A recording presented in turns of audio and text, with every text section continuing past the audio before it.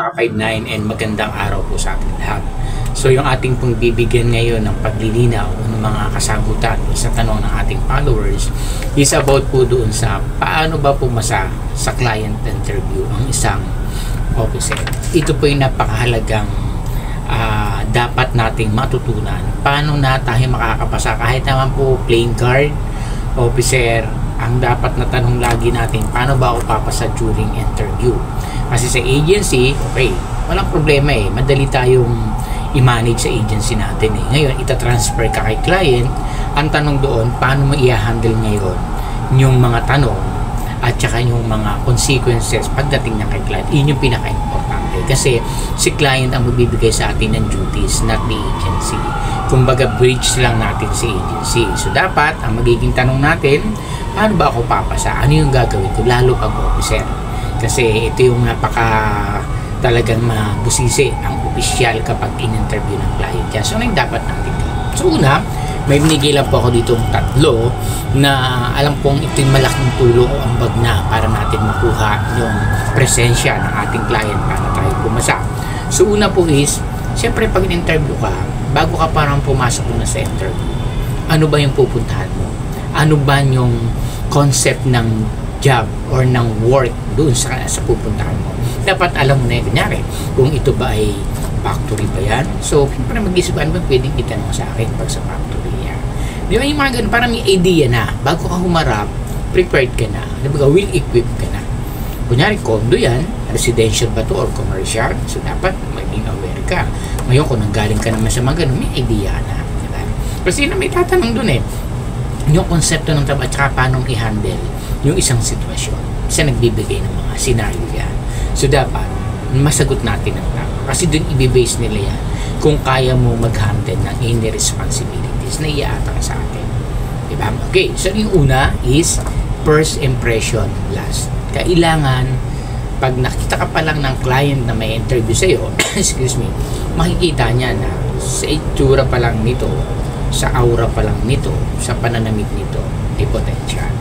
Kaya kailangan pa nagpa-interview tayo, medyo ibigay naman natin sa first physical appearance. Dapat magkubit tayo, malinis, mabango. Siyempre, kasi yung iba magpapa-interview mo kang bagong gising, officer, tapos lukot ang uniform. Di ba parang bibigyan kita ng task, mag-i-implement ka, tapos yung sarili mo parang hindi mo kayang i-handle. First impression class. Dapat makita sa atin yan. Diba? Ayun, nakitaan tayo ng potential, okay? Check. Pangalawa po is, sa proper grooming, dapat alam po natin yan. Hindi ba yung balbas, malinis tayo. So, alam po natin yan sa mga officer. Hindi na kailangan i-detalyado kasi marami na ba akong vlog about dyan. Sa officer muna tayo. Next po ng part 2 nito is sa mga plain card naman. Sa officer muna. Okay? So, next, number 2 natin is during interview. Dapat handa ka na nga. Kasi yan na, magtatanong na yan. Diyan na magsisimula ngayon. Yung papalabas yung kalidad mo, yung kaalaman mo, yung galing mo, yung husay mo, yung talino mo sa mga tanong. Dapat ang tanong nila, masagot mo ng akma. Direct to the point. Walang paliw. And then, eye-to-eye contact lang. Tayo sa kanya habang tinatanong. Hindi magulong kamay, hindi nakaupo, galaw ng galaw. Kailangan stay ka lang, and then be calm. Tapos, pag nagtanong siya, intindihin, pakinggan. Huwag magsasalita kung nagsasalita pa siya. Hintay mong sabihin na ano yung magiging ano, na alam mong ikaw na yung sasagot. Tsaka tayo sumunod. Okay? So, pag ano natin yon nila kasi, siyempre, alam mo na eh. Nyari, ang pupuntahan mo, alam mo, condominium, commercial, high-rise. So, may idea ka na. So, alam mo kung may tatanto, ganito lang eh. Diba? So, yun, tatanungin ka na yan. So, dapat ma-impress mo sila. Hindi ito pagyayabang kasi alam naman nila na nagsisinungaling ka o hindi mo alam. So, kailangan, aware ka kasi pag officer kung marami ka na na-handle na detachment, napakasimple na. Yung mga tanong nila. Kasi ako pinay-interview like sa mga condos na na-handle ko, hindi sa pagyayabang. Siyempre, yung mga tanong nila, pinagdaanan ko niyan. Ano ba, may nangyaring ganitong scenario? Ano yung ginawa mo? Ganyan, ganyan. So, nasasagot natin. Kasi may naroon ko na-handlean po na isang commercial siya, mall siya, na may nangyari. Kumbaga, pinatay yung aming maintenance po doon. Housekeeping po yun kasi tawag nila doon is maintenance. Ang pumatay, kapatid mo. So, anong ginawa mo nung nangyari? Siyempre, nagbigay siya ng tanong eh. Ano yung, ang tanong niya sa akin, ano yung mga pinagdaanan mo sa detachment na hinandle mo na talagang tumatak o lumabas ang tunay na kaalaman mo na supposedly first time na nangyari sa'yo. Yun ang sinabi ko. Yun nangyari po sa akin ganito. So, ano yung ginawa mo? Di ba yung tanong niya sa akin, doon niya kinuha lahat. Kasi halos parehas kasi ang hahawakan is residential.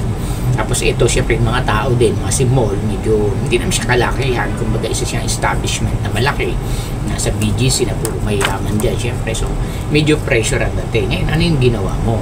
Sabi ko po, syempre, nung tinawag sa akin na may nangyari, syempre, ang ginawa ko po doon is, hinintay namin yung mga pulis, hoko, mag-imbestiga. Hindi pwedeng kami lang papasok. At bago kami pumasok sa loob, kailangan ma-check muna namin yung buong area of responsibility.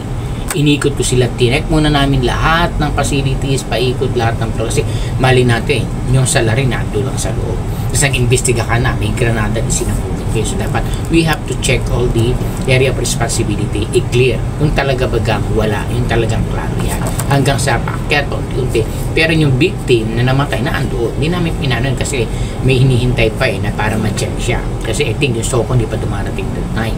Mga pulis pa lang ng sakop ng Taguig. So nung pumasok kami, yun na, nakita ko na. So first time nangyari, kailangan doon medyo hindi ka kailangan handa ka sa lahat. Kasi ikaw yung officer, ikaw talagang tatanungin dyan. Diba? So pagdating ko, ikot ko muna sa sir, kailangan po i-check mo natin. Gusto ng mga pulis, punta kami doon sa baka may nanakaw, yung vault ninyo, ganyan. Sabi ko, sir, hindi po. Kailangan mo natin ma-check yung area of responsibility completely kasi baka mamaya nandito lang sa salary, bambulaga na lang tayo, magkakaproblema. So dapat ma-check natin lahat. Sir, aware ako sa mga sulok-sulok, check namin lahat. Hanggang sa panghuli, ang huli namin pinuntahan, ang una namin nire-remember is yung CCTV. Kasi na ako pinag-handle no, nasa office ko yun. Doon kami pumunta, check namin yung CCTV. Ayun, yun nga, nakita na namin yung ganito yung scenario, ganyan, hanggang sa, doon nga, nakita namin yung bolt namin, ninakaw na, niransak, ganyan. So yun, kailangan maipakita nila na okay, nasa proseso ka. Kaya nga nung ako po, after my interview, sabi sa akin nung aking manager na mag-handle sa akin, sabi niya, nag-training ka na ba ng CSP? Sabi ko, sir, hindi pa po. Parang naman yung yung papasukan mo. Parang sapa ka overqualified mo na. Parang hindi impression na kayabangan. So nakita nila, di ba? Yung gano'n kasi siyempre siya dahil na mapagana. Yung dapat maipakita natin sa kanila yun na kung ganitong na-handle niya, how much more dito sa amin. So magiging asset ka na nila. So okay itong tao na ito. So dapat may yung totoo. Huwag tayong gagawa ng fabrication. Bakit magpa-fabricate lang tayo ng mga senaryo para may hindi. Dapat kung ano yung sinabi nila na na-experience mo, sabihin mo. Kaya ngayon nangyayari sa mga detachment natin na mga problema, dapat wag natin gawing problema yun make it an asset. Kumbaga gawin mo siyang inspirasyon. Kumbaga gawin natin siyang ito yung magiging way para lalo kong umangat o magtagumpay sa larangan ng kung ano yung profession na meron ako ngayon. Kasi ngayon ko naranasan to. Diba? Hindi huwag mong problemahin. Dapat make it an opportunity. Yun the best word. Opportunity dapat siya. Kasi problema yan Andiyan yung oportunidad. Di ba ganun yung mga business minded Kumbaga yung problema, ginagawa ng oportunidad para sila kumita kung ano yung susolve nilang problema. That is the essence of success. Hindi po pwedeng gusto mo kumita ka lang wala kang gagawin solusyon. Wala kang problema sa solusyon. Mali po yun. Ang tatrabaho ka, gusto mo dapat ikaw ang magsusolusyon sa mga problema. Okay? So, yun. Pag nakuha niya nila yun, nakita nila na marunong kang sumagot. Tama yung sinasabi mo. Aware sila na nangyari yan. Sigurado na yun. Makakapasa ka na. Diba? So, yun. Nakita na siya about yung sa trabaho mo lang namin as an officer hindi ka nalalayo din. Paano kung mag-handle ng tao? Yung mga subordinate mo, anong gagawin mo kung may problema? Dito yun ay tatanong yan. Diba? Kailangan yung sagot mo doon, syempre, as an officer na kung sakali po nagka-problema yung tao ko, kailangan po imbestigahan. Dumaan po tayo sa tamang proseso. Para naman hindi na tayo magkaroon ng bias. Kailangan pakinggan natin yung panig ng both side para makapag-decide po tayo ano yung tama. And then, may proper investigation. Kaya hindi kukuha ka lang sa dalawa. Kailangan, kung saan nangyari, mag-investiga ka pa rin doon. Para lahat, i-check natin kung ano yung pwedeng ipataw natin sanction doon sa mga tao. Kung kailangan i-replace, i-request natin to the agency. So, yun lang naman yun. Kasi mahalaga kasing usapin paano mo i-handle ang mga subordinate mo. Kasi pag ang office hindi marang gulo-gulo, di pa paano na? Di magugulo rin yung company. Imbis na makatulong tayo mag-solve. Ang nangyayari, itong mga guard, mga problema. Marami pong nagtatanong sa akin na ganyan, ng mga commander, mga officer po, na ang problema yung mga guardian niya. Di ba yung parang, dapat we are the solution of the problem not creating the problem. Lagi ko sinasabi sa mga tao din namin yan. Dapat tayo ang solusyon sa problema, hindi tayo ang nag-create ng problema. Di ba? Pagka parang ang pangit pagka ganun yung parang sayang. Kayo yung mga nagsusun, tapos ang gulo-gulo ng detachment ninyo, paano kayo makakasolve ng problem? Hindi, we are creating problem again. Di ba? So, kailangan as an officer, kaya natin i-control yan, na ma-manage dapat natin na maayos yan.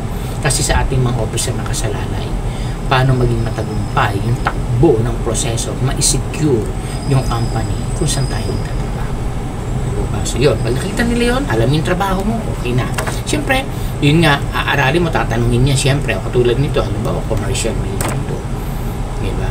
Condo siya, pero commercial. Ibig sabihin mo, namatay na. Ano yung mga prosesong gagawin mo just in case ma-assign ka dito?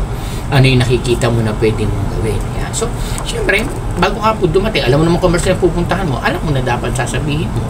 Siyempre, ang tanong lang dyan, ma'am, pag-aaralan ko po yung house rules. Doon po ako mag-base sa house rules na kung sakali po ako yung ma-hire ninyo, pag-aaralan ko po yun, at doon ko po i-base yung gagawin natin pag-implement ng tama. Ngayon, kung may makita pa po ako na pwede natin idagdag, I have to recommend po sa inyo. So far po, sa ngayon, hindi ko pa po masasabi, pero doon po ako mag-start sa house rules. Kasi yun naman po kabasihan house rules Diba? Ngayon, kung may makikita tayo na mas maganda pa makakatulong, isa-adjust natin. Diba?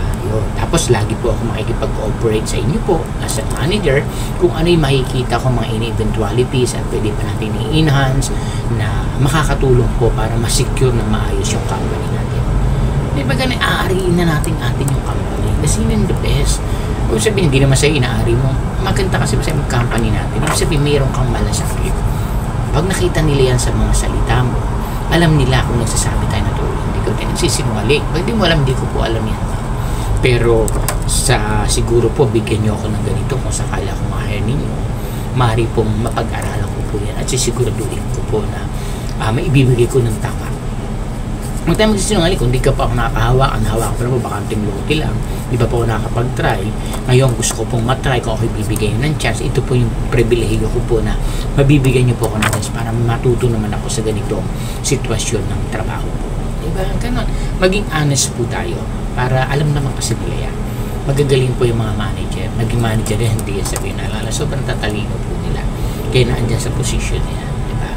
Okay? So, next, after po nun, so mga factory man yan or malls, dapat already tayo po. Dali lang itatanong nila kung mall, siyempre sa mall sila mag-base kung ano yung mga transaction, mga shoplifter, ganyan. So kaya nga tayo mga officer, kung saan nakasin, aralin mo yan kasi madadalo mo yan kaysa maasay. Magiging ano mo yan bala mo yan Kumbaga ito na yung mga kaalaman mo na nanggaling na alam mo kahit problema yun pero na-solve mo.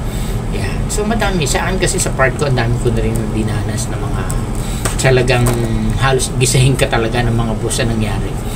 Nabahaan kami, nalubog yung aming pump room, 54 million ang worth na nasira. Imagine 54 million, paano mo lulusutan yun?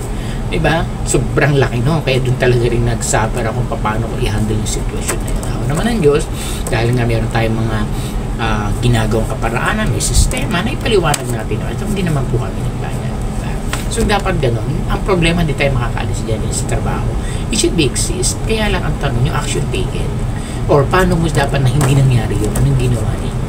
Nasa officer po yun. Dapat alam mo kung paano mo napipredict mo, na-advance mo na may pwedeng may kailangan gawin mo na yan ng mga sistema.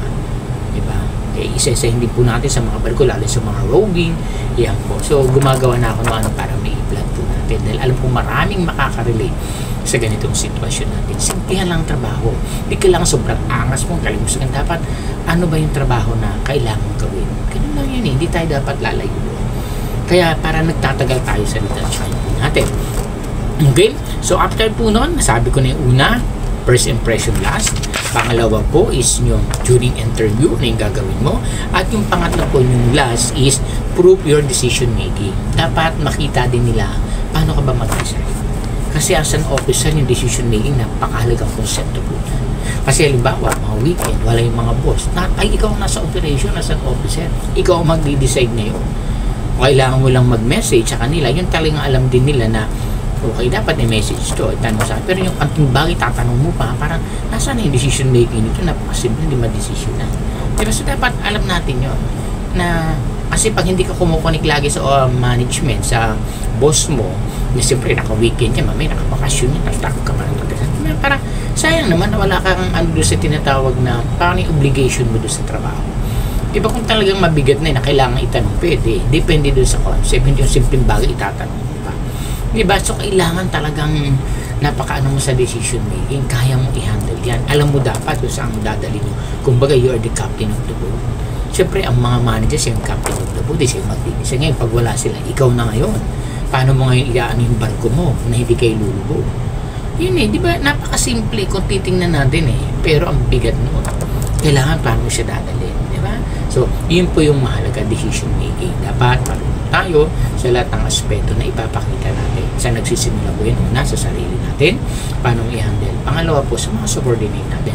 Pag nakikita lang maayos ang takbo ng operation ng mga security, alam nila, marunong yung officer. Magiging maayos ng takbo ng aming kumpanya kasi nandiyan. Kung gulo-gulo ng mga ganyan kayo, labanan dito, petition dito, sumbong dito, sumbong doon. Naku po, maraming nangyayari, pero as an officer, dapat kaya natin i-control yan. Kung hindi kinakaya, connect to your agency, replace. Kasi napakapangit po yung gulo-gulo ng detachment. Kayo naglalabanan, paangasan dito, sipsipan doon, sumbungan dito. So dapat ang pagkaganon kasi nasa officer ang problema niya. Wala yan sa tao. Gawa ng report. So gagawa rin po tayo ng content yan paano natin i-manage yung ating mga subordinate. So I hope po nakatulong po ito sa isa natin follower na nagtatanong. Yun lang po, kailangan alamin lang natin yung trabaho natin. At kung ano yung papasukan natin, dapat mag-advance tayo ng pag-aaral din. Yun lang po, hindi na po lalay doon. Trabaho lang ng security na nagtatanong, which is alam natin po yan. Kaya kailangan lagi enhance yung kaalaman. Maraming salamat and God bless po sa ating lahat.